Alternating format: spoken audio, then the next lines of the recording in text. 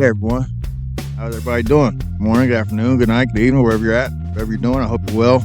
I'm doing pretty good, a little under the weather, but I'm gonna rough it out. So my voice sounds a little scratchy. You know why? Man, my kids are like, dude, they go to school and they just bring it home. As soon as they get sick, the whole house is getting sick. One by one, we all go down. Just part of being a parent, I guess. All right. So today's show, man. Look, listen, it it's just getting crazier and crazier. The more that I'm finding out about this, more that I'm researching the weirder, stranger, and in some cases, scarier it becomes.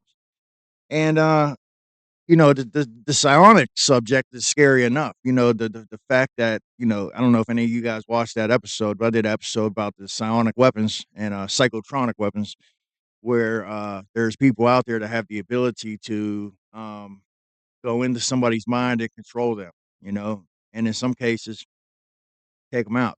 So that's disturbing enough. But I was reading these FBI declassified documents called 6751.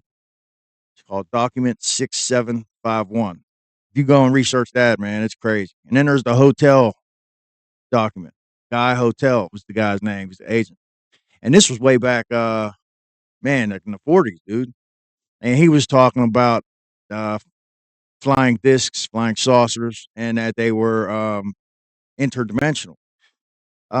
So they've kind of known what these things were that far back, which is very interesting. And then there was the case, and they said there was 3 crashes in New Mexico in the late 40s, right? So it wasn't just Roswell; there was more. And it was apparently something that had to do with the radar they were using was able to it, it was interfering with these things, which I find kind of strange. These things are so advanced. You would think that they would, be able to hold up against our technology. You know what I mean? Now, I don't know if it was intentional or not, but I know that these things showed up. They show up around nuclear tests. You can go look at the footage of Castle Bravo when we blew up the island, Bikini Atoll. UAP showed up above the mushroom cloud, and you can go watch. I might even include it in this, if I remember. So you're gonna have to remind me. Yeah. I don't know. I was thinking about doing a live show, man, but I don't have the audience right now to be able to pull that off. So I'm gonna wait. But we're at like 536 subscribers, and I look and I see like the times that people usually watch my stuff, and it's a shame because I usually don't get my new stuff out whenever you guys are at the peak watching. You know what I mean? You guys usually watch earlier in the day. Sometimes I don't get my stuff out till 10 o'clock at night.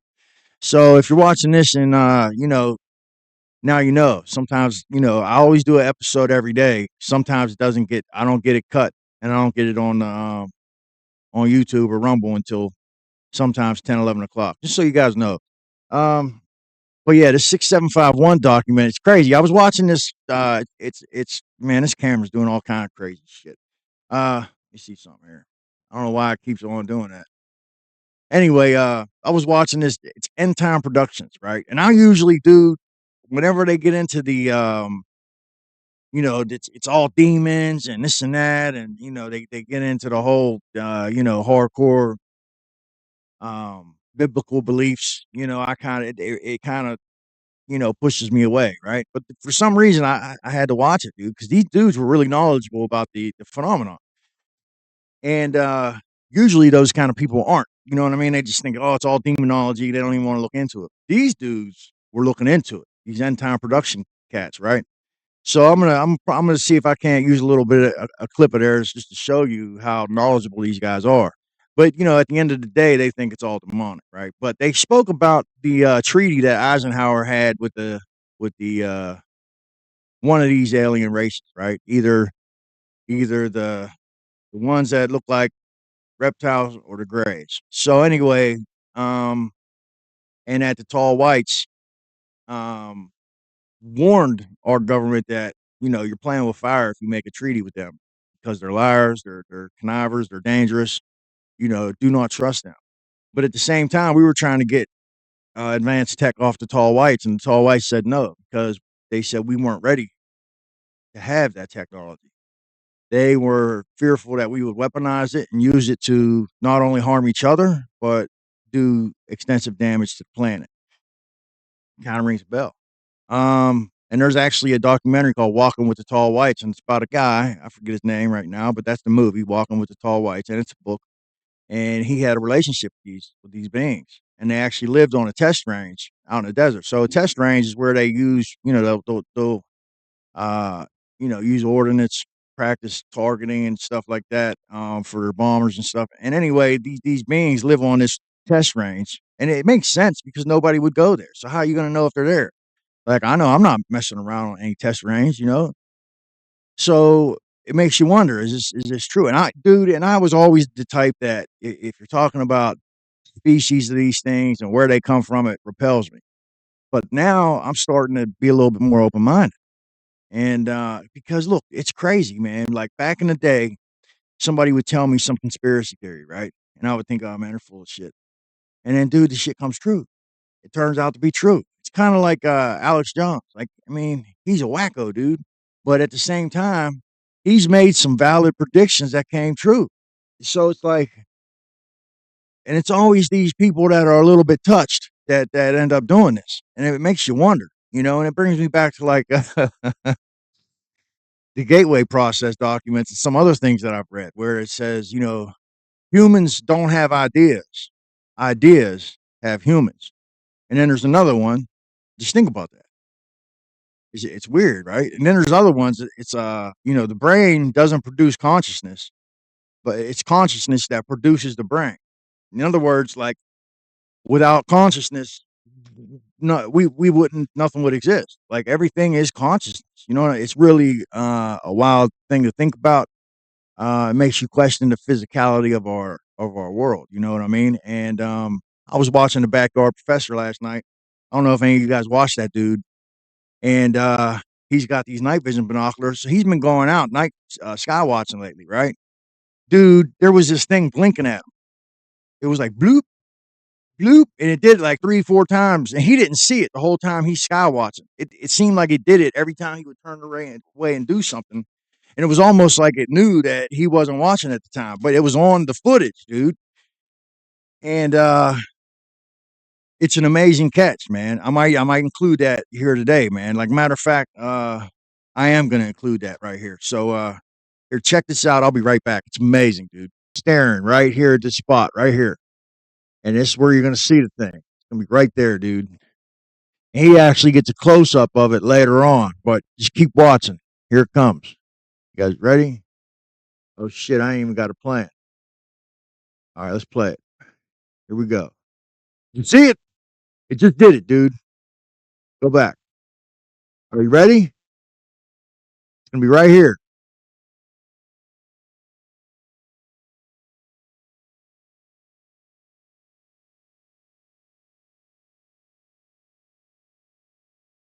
Ready? Here it comes. Bam! Did you see that? There it went. Now watch it, and it does it a few more times in this video. We're gonna keep going. So there you have it. Look, it wasn't spectacular. He actually does a close up of it later on in the video, but I didn't feel like scrolling through and finding it. And I figured like this, I could steer traffic to his channel. It's the Backyard Professor, man. And that was an awesome catch, man. That little wink, And listen, man, I've the reason why I'm so excited about that, and it compared to the other footage I usually post on here, that's pretty mild. But the reason why I get excited about that is because I know that he's like, I don't want to say a skeptic, but he don't believe a lot of the things that he sees. He will question everything, and if he can debunk it, he will. But I think that deep down he knows what's up. And I think that little wink that they gave him, I think he's a believer now, man. So shout out to the Backyard Professor, man. I love that old dude, man. He's cool. But yeah. So anyway, but back to the 6751 document, and this gets deep, right? So Jack Parsons, L. Ron Hubbard, and Aleister Crowley, they were doing these freaking rituals and stuff, and Jack Parsons was getting downloads from non-human intelligences, and they were messing around with some occult, some wicked stuff, right? And they were involved in some pretty nasty rituals, like sex magic and all kind of weird, crazy stuff like this. Um, Jack Parsons ended up blowing himself up, messing with a rocket. Had nothing to do with any of this, but L. Ron Hubbard went on to found Scientology, which is kind of crazy, right? And then, everybody knows about Aleister Crowley. He was the head of the Lima and OTO and, these secret societies, you know, things of this nature. And I bring that up because when they were doing these things, that's whenever the UFO flap started with, like, they were flying over the White House in 52, they was actually trying to knock one out of the sky in California. Then they thought it was like Japanese fighter pilots. They thought the Japanese was bombing us. It was during World War II, dude, and we're shooting at this thing in the sky and we can't hit it. And they think a lot of it had to do with these rituals, like they opened up some kind of portal or something, right? And so anyway, inside the government, they started experimenting with these remote viewing and psychotronic weapons and psionics and psychic spying and whatnot. And you get into people like Russell Targ and Hal Puthoff and stuff were involved, and they were really trying to like figure out how they could weaponize psychic abilities. And but inside the government in the Pentagon, there was also a group, and Lou Elizondo spoke about them. They're called the Collins Elite, right? So the Collins Elite seen the direction that we were going with these programs, and they were like, "Yo, this is demonology. This is evil stuff. We can't be messing with this," And so they kind of rebelled against the other, the other people that were involved in these programs, and they kind of wanted to shut it down. And they're part of the reason why they don't want to disclose it to the public because they think, this is like end times demons and stuff, like, crazy shit. And not to mention that we made this agreement with these evil ass entities, right? And the entities that look like us that wouldn't give us the technology because they knew what we were going to do with it. They basically tell us like, "Oh, you're going down the wrong road here, man. This is not what you want to get into." They basically told us, like, you're making a deal with the devil. So you can look up like 6751. It's on. You can download it. It's available. You know what I'm saying? And then there's another thing aspect of all this. So I was researching Area 2, right? And Area 2, that's another like test range. You know what I mean? Military base. And so basically, there was claims that UFOs were flying over that thing all the time, and they did an experiment, right? And what they did was they would transport these nuclear equipped ships, and they would transport them across land, and like move them from one place to another, right? And they did this just to see if anything will follow them, UAP, right? And 18 out of 18 times, a UFO followed them from where they started to where they went with these nuclear weapons, nuclear equipped ships and stuff. And I find that like wild, right? Now, these Christians on this end times production are saying that they're demons and whatnot, but I don't know if that's the case. Like, I think that they're trying to stop us from, nuclear proliferation and taking ourselves out and messing the planet up. Like, I think and I think that's a good motivation, right? Like, so I don't know why they would automatically put them into the category of demons. I mean, but they go off of the Bible, right? Like, it's like, dude, the thing's been translated so many times. Like, how do you know that that's what it is? You're just jumping to that conclusion. Like, you need more information before you can just jump to that conclusion. I'm not knocking them. Everybody got a right to their opinion. I think we're all seeking the truth, but the bottom line is you can't jump to that conclusion yet. There's not enough evidence. We don't have enough tangible evidence yet to make that conclusion. Now, was Jack Parsons and L. Ron Hubbard and Aleister Crowley involved in some maybe demonology type stuff? Yeah, they probably were. I'll go with you on that. I'm with you on it. But I don't think that all ETs are bad. We don't know what they are yet. But this 6751 document, they're saying, and the Guy Hotel document are saying that they're interdimensional or ultra dimensional. Like they have the ability to appear anywhere in time and space, and it really brings into question like what our reality actually is. And it's almost like taking the red pill, and you just look at the world like totally different. You know what I mean? It's like, what is going on, dude? I want you to check out this clip about Area 2. It's wild, dude. Like, check it out. You're going to want to sit down for this. It's about to get real dark in here. So we're going to get into a whole lot of different categories today, but I promise you it's all going to come full circle, and we're going to tie this all together. There's an area called Area 2 that a lot of people are not very familiar with, but what is so, what makes this place special? Well, one of the things that they do there is they house nuclear weapons. And at Area 2, they actually have UFO craft that show up quite frequently. And, that's interesting enough, but what's even more interesting is that they have had reports of shadow people showing up out there. And these aren't just, like normal shadow people about the same size as you, but these are like 7-8 feet tall. And they talk about them actively running around on military bases. On the outskirts of Las Vegas, an obscure part of the Nellis Air Force Base range, designated Area 2, has for decades been a reputed repository for nuclear warheads. As many as 200 nukes are said to be stored in Area 2's bunkers. 3 layers of heavily armed Air Force security teams patrol the area 24/7, watching for any attempted intrusions. So on 2 occasions, we had an alert that was called where there was unidentified flying object over Area 2. This former security officer says intrusions didn't only happen in the sky. There were multiple incidents of bizarre shadow people seen in and around Area 2, including one dramatic incident from 1991 when security teams were on high alert. This person was never found, but the airman that had seen this person described them as being really tall, like 7 foot, and like I said, moving very fast. It was very strange. So when I got there, I was straight security. Another Area 2 security officer, Chris Cabrera, heard the stories of shadow people, but didn't know if they were real until he had his own encounter. And when I turned around, there was this black mass form. I don't know what you would call it. It looked like I don't even know how to describe it. Like it looked like a person, but it didn't have definitive shape of a head.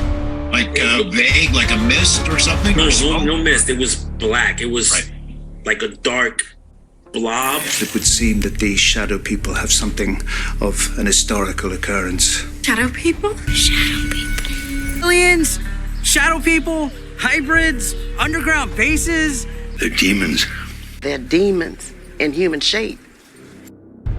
The next thing I want to hit on is UFO craft that actually are engaged in following nuclear weapons and nuclear vessels. This is another one that they don't really talk about, but they actually the military performed a test where they actively moved nuclear material, and they did it 18 times, and they wanted to see if each time that they did it, if UFOs would follow them from point A to B. And they did this 18 times, and 18 out of 18 times, the UFOs followed along. I was told that there was an active program. It was an experiment, really, with nuclear-powered ships and carrying nuclear weapons, and they wanted to see if something would follow them. And they did it 18 times. And 18 out of 18, these objects tailed alongside. They just wanted to document that they're interested in nuclear stuff. 18 out of 18 times, it followed them. So they know beyond a shadow of a doubt that they are actively stalking. In fact, in the film that I just recently did, which if you haven't seen, it's called Skinwalkers and Stranger Things of the Unseen Realm, I would highly suggest that you go and check that out. In fact, the first 9.5 minutes are on my YouTube page, which is Truth Seekers, one word, Research, the second word. So go look up Truth Seekers Research, and you can watch the first 9.5 minutes of the film for free. And I've got clips, pulled from different parts of the film as well, just so you can kind of get an idea of what you could expect. After this, there is no turning back. Things are about to get really bad. What about the UFOs? It's much worse than you think. It's all connected. There are no coincidences.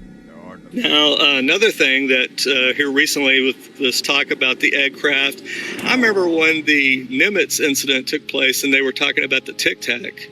And I was like, that seems vaguely familiar, because I remember there was reports going all the way back to the 60s that were talking about these butane tanks.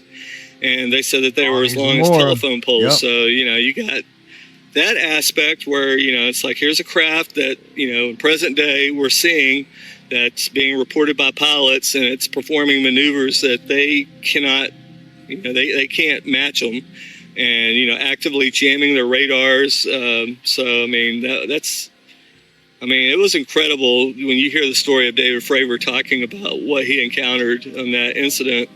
But, same thing with these aircraft. It's like, people talk about the aircraft. It's like, do you not remember Mork and Mindy, where they were talking about all this, and it was a comedy TV show back in the early '80s. So it's like these craft are nothing new. Even the jellyfish craft that recently came out that Jeremy Corbell had footage of flying over a military base, that's nothing new.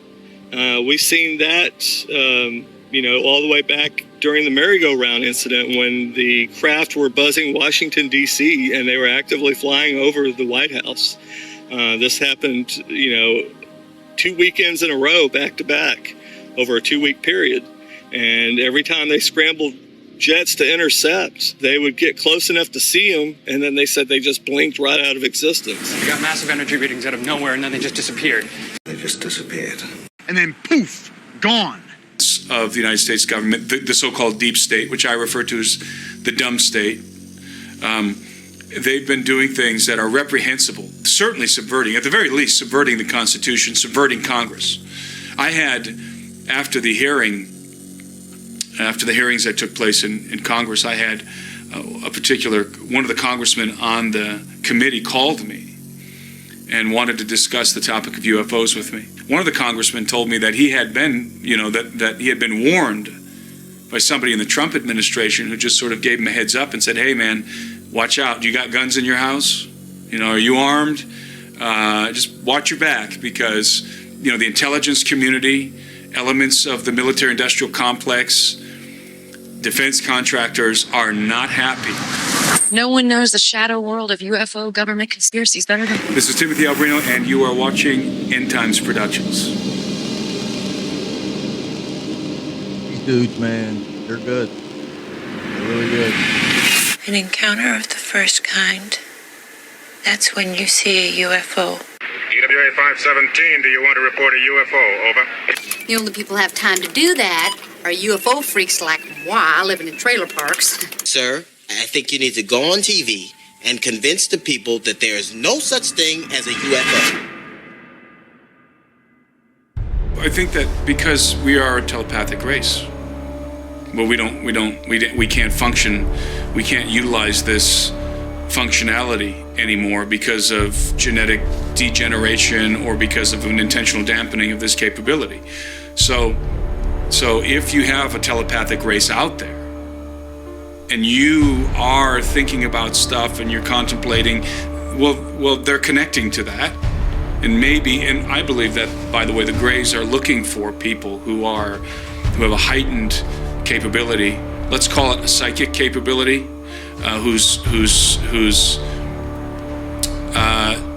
psychic faculties, and I'm not talking about seances and stuff like that. I'm just talking about our ability to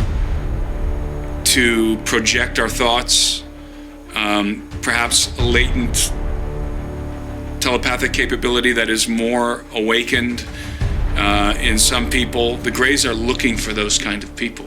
They're actively looking for them. In fact, they use psychics, your neighborhood psychic. I derive that from the abduction material. It's become evident to me that is in fact the case. So why would they be looking for people who are less psychically broken, let's say, who still retain some of these latent capabilities, at least to a higher degree than the rest of us? Because the control of the Greys over human beings is a psychic control. And so if you're more if you're more inclined to this, predisposed to these capabilities, then you are easier to control and to communicate with. And I think and I believe it's genetic. I believe that's why it's hereditary, and in regard to abductions. And so there's a presence out there that's actively looking for people who are predisposed to that kind of communication, to that kind of contact and control via this alien presence. And again, I have reason to believe that. I believe it appears that is one of the factors that the Greys in particular are looking for. This is the story of the founder of NASA's Jet Propulsion Laboratory and the founder of Scientology and a secret ritual that was performed in the desert one fateful night in 1946, where a portal was opened and spiritual entities, i.e. UFOs, came through, heralding the beginning of a new era of humanity. No, this is not science fiction. This is the true story of the infamous Babylon working ritual. In this End Times Productions special report, we are going to show you just how dark our world really is.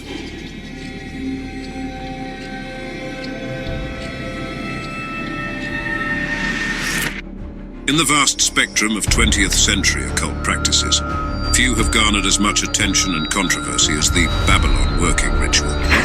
Orchestrated by the enigmatic figures of Jack Parsons, a brilliant rocket scientist and co-founder of the Jet Propulsion Laboratory, JPL, and L. Ron Hubbard, the founder of Scientology, this series of rituals sought to manifest the Thelemic goddess Babylon and usher in a new era of human consciousness. But what was the true nature of the Babylon working? And what does it tell us about the convergence of science, religion, and esoteric pursuits in the modern age? To fully grasp the significance of the Babylon working, one must first understand the Thelemic backdrop against which it was set. Aleister Crowley, a British occultist and mystic, founded the religious movement of Thelema in the early 20th century. Central to Thelemic cosmology is the figure of Babylon, a goddess figure embodying the liberating and transformative forces of the feminine divine. In Crowley's vision, Babylon would play a pivotal role in the forthcoming Aeon of Horus, a new era of human evolution and spiritual emancipation. Jack Parsons, an ardent follower of Crowley's teachings, believed himself to be a key agent in this coming transformation. While many knew Parsons for his groundbreaking work in rocketry, fewer were aware of his deep engagement with the occult. In early 1946, Parsons was joined by L. Ron Hubbard, an aspiring writer who would later achieve fame or infamy as the founder of Scientology. The two embarked on the Babylon working, a series of rituals designed to incarnate the spirit of Babylon into human form, ultimately aiming to birth the so-called Moonchild, a magical child heralding a new dawn for humanity. You've looked into the satanic side of the occult, correct? They practice satanic worship. She said he was conceived out of a nightmare during some satanic cult ritual. Drawing from a combination of Thelemic rites, Enochian magic, and their own innovations, Parsons and Hubbard conducted the ritual over several weeks. They believed their efforts bore fruit when Parsons met and became involved with an artist named Marjorie Cameron, whom he considered. So there you have it. I don't know what your thoughts are on that. It's pretty wild. I don't know if I'm gonna go that far as to say that it's demonic or devil worship. I don't think that's the case. I think that there might have been elements in the government that was doing that. I mean, there's documents from Behold the Pale Horse that you can that the Army intelligence was involved in some type of things like that in the 80s and 70s, but I don't think that's a thing anymore. Like I don't think that that's what it is. Because I look at like Chris Bledsoe's experience, I look at Jake Barber's experience, and by the way, if you try to put that Jake Barber interview up where he's talking about that spiritual experience, they won't let you. They'll take it down. Anybody that's tried to put that part of the interview up that has been told it's copyright, but it's the only part of the interview that they copyright. Everything else they'll let you put up. It's really strange how that happened. Um, But I look at those experiences, and that's what I said. I think it's like, well, whatever level you're on, it kind of mirrors the individual. Like if you're expecting that, then I think that's how it manifests. It's really odd. And that backyard professor video with that wink. I mean, I know it was just a wink, and it was kind of like lame compared to most of the footage that I post, but just the fact that he's a skeptic, dude. Like he's not gonna fabricate something for clicks.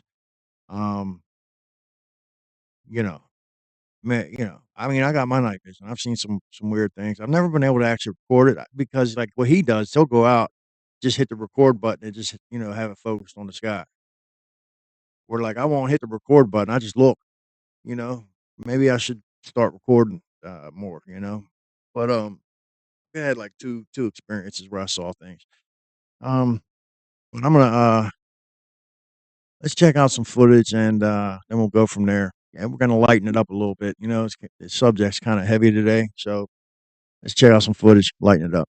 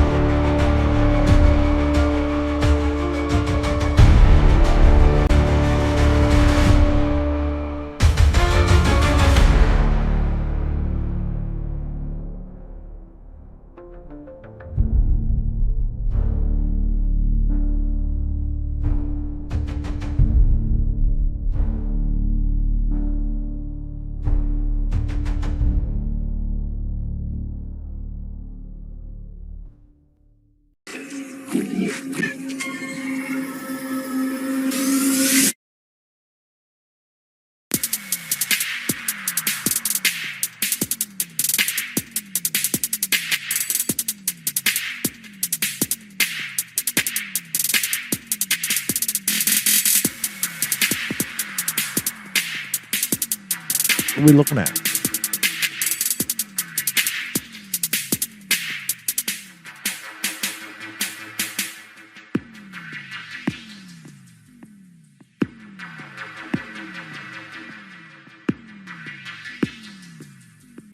It's a UFO. Oh, look, see that one going down? I don't know what that is. Then there's this one up here.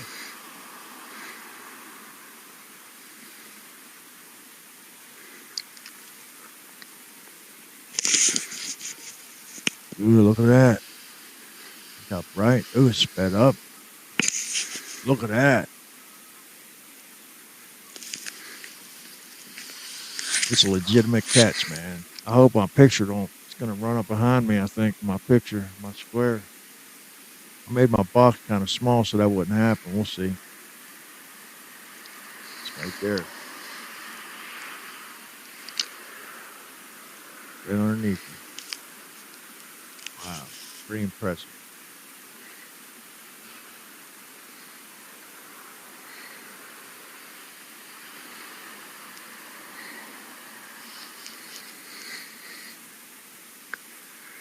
Au revoir.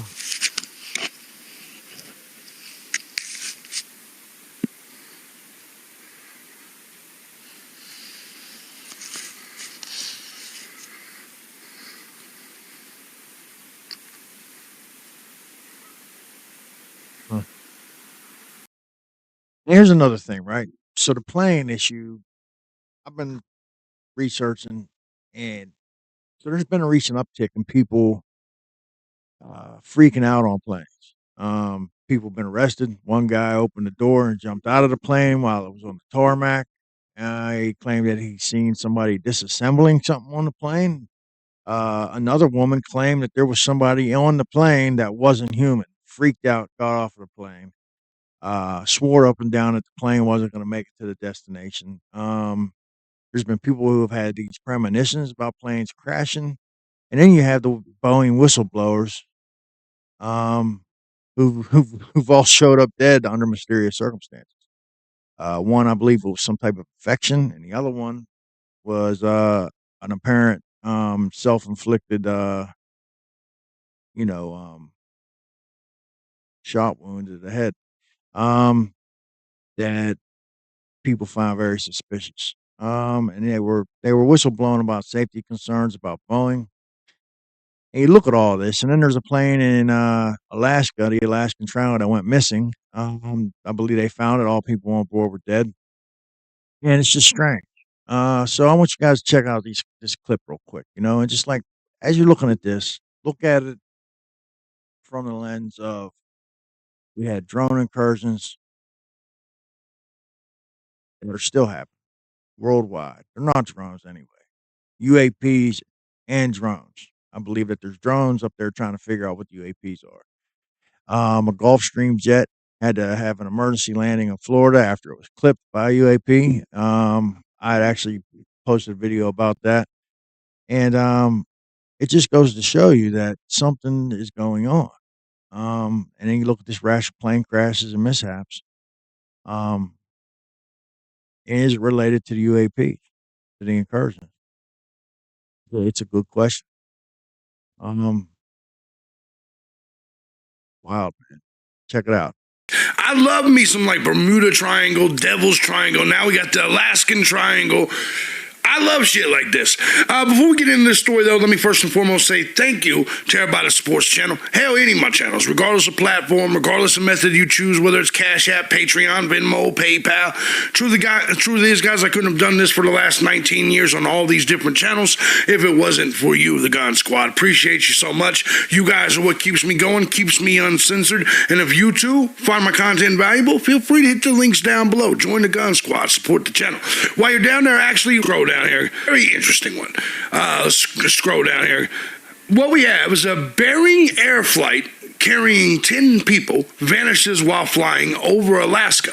A flight with 10 people on board has vanished over Alaska, sparking a frantic search, obviously. The Bering Air caravan plane was reported overdue when it failed to arrive in Nome about 4 p.m. local time. It was traveling from Nunavut with 9 passengers and 1 pilot on board. Crews are frantically working to establish the plane's last coordinates, but weather conditions in the area are so poor that it has limited ability to launch an air search. Don't we have a cold front, like an ice storm and all that shit coming in? I think so, right?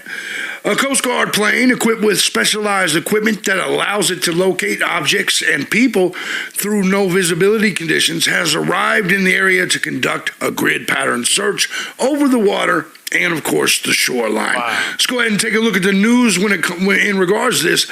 Plane with 10 people on board missing near Nome. Boeing whistleblower has tragically passed away. Sudden infection. Another Boeing whistleblowers mysteriously dying. Hello and welcome to The Nexus. Today we're taking another look at Boeing after a second whistleblower died last week. Joshua Dean was just 45 and had been in good health before contracting a deadly infection. 2 months prior, John Barnett was found dead in his car, having apparently shot himself. Both men had complained that defects with Boeing planes had been covered up. A third whistleblower, Sam Salipur, wept in front of Congress as he told them he'd received death threats. In a moment, we'll hear from a pilot who has some very disturbing revelations about recent flights. But first, here's the story of the 3 whistleblowers. This is not a 737 problem, it's a Boeing problem. Back in 2012, Boeing started removing inspection operations off their jobs, so it left the mechanics to buy off their own work. We are learning this morning that a former employee turned whistleblower was found dead. Barnett retired from Boeing in 2017 after working as a quality manager for more than 30 years. Since his departure, he has taken legal action against the company, claiming he was retaliated against for raising safety issues internally. From day one, it's just all been about schedule and hurry up and just get it done, push the planes out. We're behind schedule. You know, we don't have time to worry about issues that y'all bring up. Barnett was found dead in his truck from what the coroner says was an apparent self-inflicted gunshot wound. Do you believe this? So there you have it. What do you guys think? Is the plane situation, the plane crashes, is that related to the UAP? Is the government involved in some type of demonic summoning, you know? Do they have psychotronic weapons that can unalive people? Crazy, man. The world we live in today is really crazy. A lot of people don't even pay attention. That's the sad part. But you keep watching my channel, I'm going to keep covering it. I don't care, you know, if they want to shadow ban me, whatever. I'm going to keep covering these issues. And I appreciate you guys for watching. I got over 500 subscribers. I'm on my way to 1,000, babe. And it's all thanks to you guys. So I really appreciate it. Keep watching. I'll be back tomorrow. This is John C's Truth. If you like the show, please hit the like and subscribe. Thanks again. See you tomorrow.